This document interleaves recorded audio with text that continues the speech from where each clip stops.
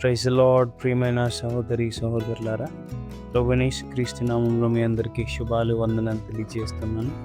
మనము ఇవాల్టి ర్యాప్సోడీ of realities యొక్క అంశాన్ని మనం ధ్యానించుకుందాము. శోధన ఎక్కడి నుండి మొదలవుతుంది?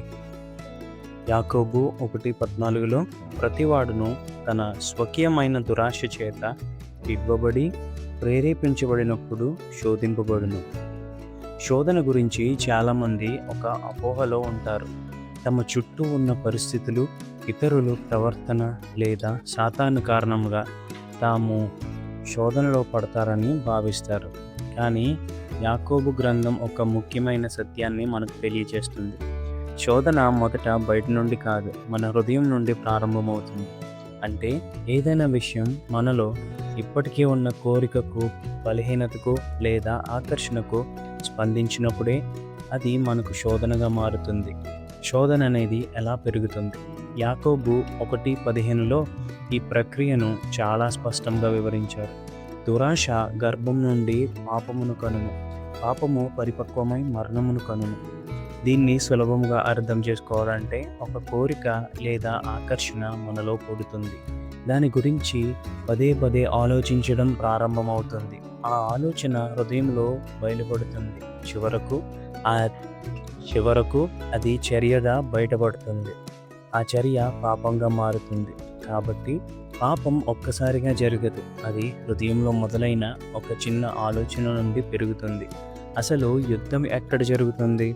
చాలామంది శోధనను జయించడానికి బయట పరిస్థితులను మార్చడానికి ప్రయత్నిస్తారు. ఉదాహరణకు, కొన్ని ప్రదేశాలకు వెళ్లకుండా ఉండటం, కొంతమందిని దూరంగా ఉండటం, కొన్ని విషయాలను చూడకుండా ఉండటం. ఇవి ఉపయోగకరమైన జాగ్రత్తలు కావచ్చు, కానీ బైబిల్ చెప్పే అసలు యుద్ధం హృదయంలో జరుగుతుంది. ఎందుకంటే ఒకే పరిస్థితిలో ఇద్దరు వ్యక్తులు ఉన్నా ఒకరు శోధనకు లోనవుతారు, మరొకరు కాదు. కారణం పరిస్థితి కాదు, వారి హృదయ స్థితి.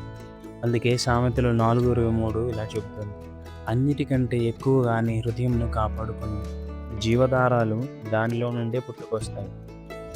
మన జీవితాన్ని ప్రభావితం చేసే నిర్ణయాలు, మాటలు, చర్యలు అన్నీ హృదయం నుండే వస్తాయి. ఇతరులను నిందించడం పరిష్కారం కాదు. కొన్నిసార్లు మనుష్యులు తమ తప్పులకు ఇతరులను లేదా పరిస్థితులను కారణంగా చూపిస్తారు.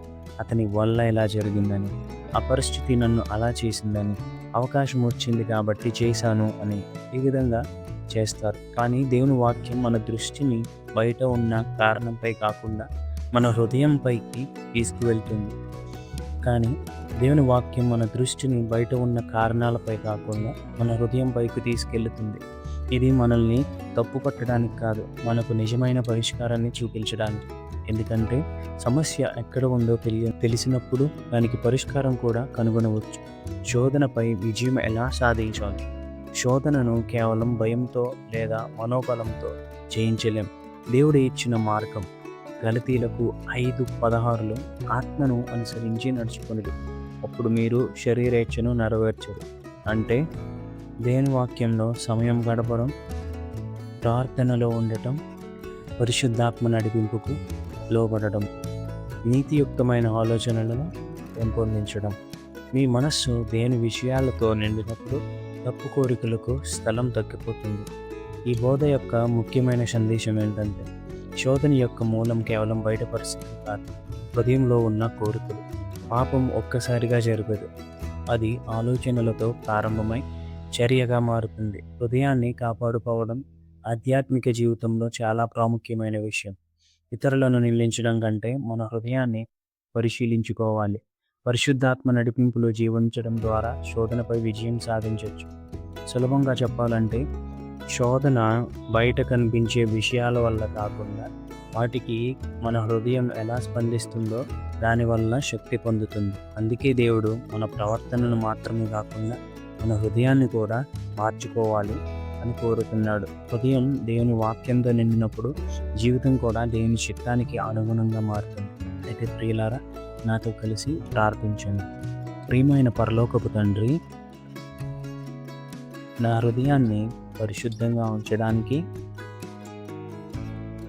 సహాయం చేసినందుకు నీకు కృతజ్ఞతలు. నీ వాక్యం నా ఆలోచనలను నడిపించునుగాక. పరిశుద్ధాత్మ నడిపింపులో నడుస్తూ నీతియుక్తమైన జీవితం గడపడానికి నాకు బలాన్ని అనుగ్రహించు. ప్రతి శోధనపై క్రీస్తులో నాకు లభించిన విజయాన్ని అనుభవించేలా చేయను. యేసు నామములో ప్రార్థిస్తున్నాను. ఆమేన్.